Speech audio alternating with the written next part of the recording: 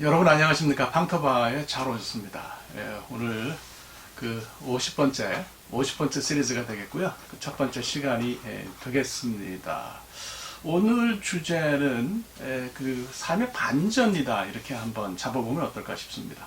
왜냐하면 이제 요셉이 그 애굽의 감옥 사옥이죠. 애굽의 궁궐에서 운영하는 그런 사옥에 갇혀서 기약 없는 그런 날들을 보낼 때 하나님께서 그를 기억하시고 삶의 반전을 일으키셔서 애굽의 총리 대신이 되게 하셨잖아요. 감옥에 갇혀있는 이름 없는 유대의 죄인이 노예가 애굽을 다스리는 총리 대신이 되었다. 이것보다 더 큰 반전이 어디 있겠습니까? 그래서 이제 그런 반전을 이야기하는데요. 술 맡은 관원장 이야기가 빠질 수 없잖아요. 그죠? 예, 술 맡은 관원장은 마리 관원장이지 장관보다 높은 위치예요. 그렇죠? 그러니까 애굽 궁궐에 포도주를 공급하는데 전체적인 책임을 지고 있어요. 그러니까 이거 굉장히 중요한 것이고 바로가 총애하는 신하 가운데 하나인데 실수를 해서 이제 감옥에 갇혔죠.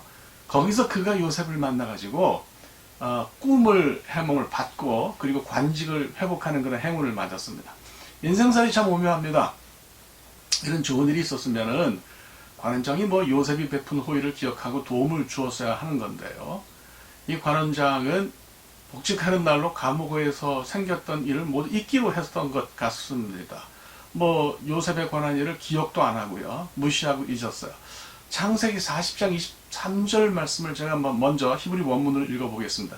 벨로 자카르 사르 하마슈킴 에트 요세파 이슈카헤후. 이게 이제 뭐 굉장히 그 좀 문장이 기분이 나쁩니다. 우선 벨로 자카르라는 거는 기억을 안 했다, 기억을 못 했다 그런 거예요. 그죠? 그러니까 관원장이 요셉을 기억 못하는 것도 좀 별론데 이 문장 끝에 가면은 확인 사살을 하는 것 같은 그런 단어가 나옵니다. 바 이슈카헤후, 그죠? 이게 뭐냐면 무시했다, 그죠? 무시했다라는 뜻을 가진 그런 동사이기 때문에 그래요. 그러니까 기억을 못했고 그리고 요셉을 무시했다, 뭐 이런 얘기죠. 그러니까 술 맡은 관원장이 기억력이 안 좋아서 단순히 요셉을 기억하지 못한 건 아닌 것 같습니다. 아예 그의 존재를 무시하고 잊으려고 작정한 걸로 보이는 거죠. 의도적이라는 냄새가 납니다. 그렇다면 그의 기억 상실에는 이유가 있는 게 당연하지 않겠습니까? 그는 왜 그랬을까요? 그의 기억 상실의 이유는 무엇일까요? 우선 뭐 그냥 편안하게 그를 이해하려고 들여다보면 글쎄요, 혹시 그가 금수저로 컸다면 그래서 그런 거 아닌가 생각할 수도 있을 것 같아요. 뭐 단순하게 생각해서 배부르게 살다 보니 그 요셉에 관한 것을 잊었다, 뭐 이렇게 생각할 수 있지 않을까 싶어요. 편안하고 풍족한 상황 가운데 있거나 하면 그런 사람들이 타인의 고통에 대해서 깊이 느끼기가 힘들 수도 있는 거죠. 그죠? 그 굶어보지 않은 사람이 어떻게 굶은 사람의 심정을 이해할 수 있겠냐 하는 얘기입니다. 근데 이제 좀 의문이 갖는 것은요, 정말 구김없이 자란 소위 금수저들은 다 그러냐? 그러니까 살다 보니까 안 그런 금수저들도 꽤 있어요. 그러니까 흙수저로 자란 사람들도 좋은 사람이 있고 아닌 사람들이 있듯이 금수저로 자란 사람들도 오히려 따뜻한 마음을 가진 사람도 있고 편견 없이 타인을 대하는 그런 모습을 가진 사람들도 있어요. 그러니까 사실 어떻게 보면 금수저니 흙수저니 하면서 계급을 나누는 것은 조금 위험합니다. 그건 우리가 생각을 해봐야 되죠. 그래서 어쨌거나 일반화의 오류는 좀 위험하다고 생각합니다. 또 이제 술 맡은 관원장이 정말 뭐 부잣집 아들 커서 그렇게 됐는지 아니면 고생을 해서 입신양명을 했는지 그건 모르잖아요. 그러니까 이건 그렇게 설득력이 큰 설명은 아닌 것 같아요. 차라리 현실적인 이유 때문에 그랬다고 생각하는 건 어떻겠습니까? 제가 권력을 운영하는 48가지 법칙이라는 책을 읽은 적이 있어요. 2권으로 되어 있는데요. 이건 성경 다음으로 제가 은혜 받은 책입니다. 아예 신앙서적은 전혀 아닌데요. 제가 이걸 읽고 나서 제가 좀 멍청하거든요. 세상 돌아가는 일에 좀 잘 몰라요. 그래서 맨날 당하기만 하고 그러고 살아요. 근데 제가 왜 그랬는지, 세상에 이 악한 사람들이 어떤 성격을 가지고 있는지 그 책을 읽고 나서 이해를 했어요. 어쨌거나 뭐 그 책이 하는 얘기 이 중에 이런 게 있습니다.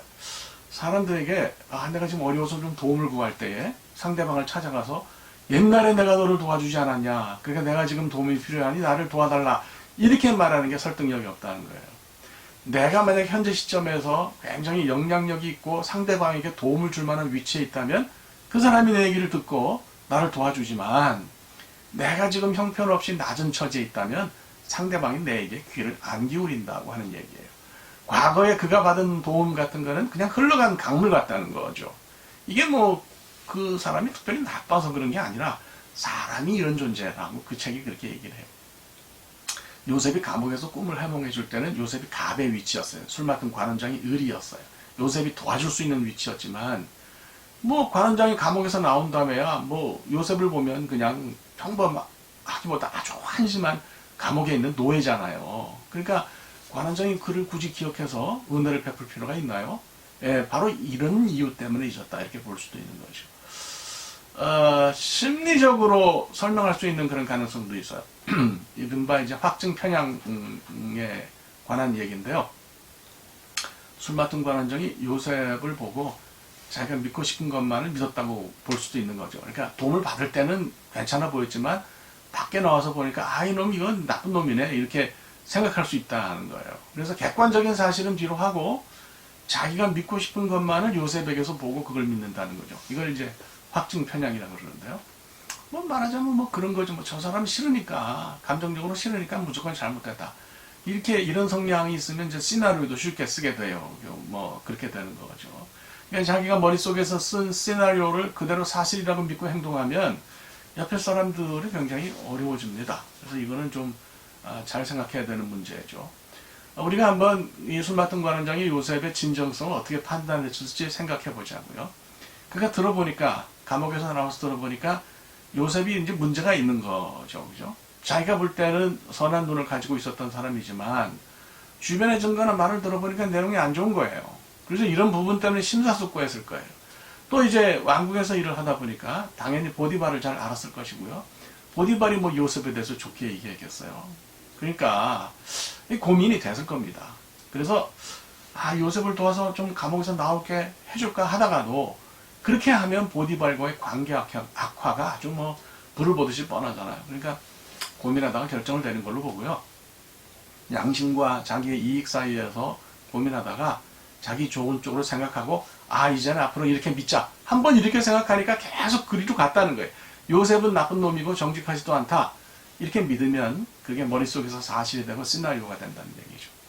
그래서 이렇게 길을 정해놓고 요셉을 들여다보니까 좋아 보일 리가 없어요. 요셉은 천하의 나쁜 놈이라는 일종의 틀이 머리 안에 형성이 된 거죠.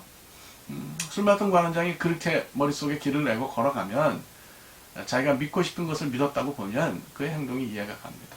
그럼 요셉은 감옥에서 일각이 여삼출이 기다렸는데 참 환장을 노르신 거죠. 그죠? 자, 이런 해석들이 있는가 하면 보다 더 신학적으로 해석적으로 본문을 들여다볼 수도 있습니다. 신학적으로 보면요. 요셉은 세 가지 고통스러운 일을 배경으로 해서 애국의 총리가 되었다고 볼 수 있는 거죠. 첫 번째가 형들의 배신이고요. 두 번째가 보디발 아내의 배신이고요. 세 번째가 술 맡은 관원장의 의도 가득한 배신입니다. 3은 셋이죠. 3은 완전 숫자예요. 히브리 말에서. 그러니까 요셉의 고통이 뭐 아주 인간적으로 견디기 힘든 고통스러운 것이었다. 이런 뜻도 될 텐데 또 들여다보면 완전 숫자라는 것은 이제 그 세 가지를 끝으로 더 이상 고통은 없다. 반전이 생겼다. 완전히 끝났다. 이런 의미로도 볼 수 있다는 거예요.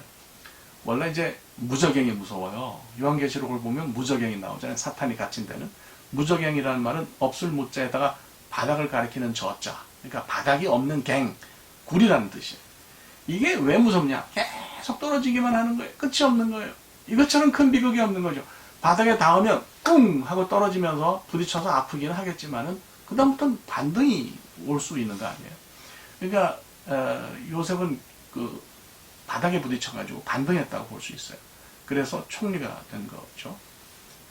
이렇게 보면 술 맡은 관원장의 배신은 인간이 나쁜 짓을 한 것이지만 커다란 틀에서 보면 하나님이 합력해서 서로를 이루게 하시는 요셉의 성공을 위한 장치였다 이렇게 볼 수도 있어요.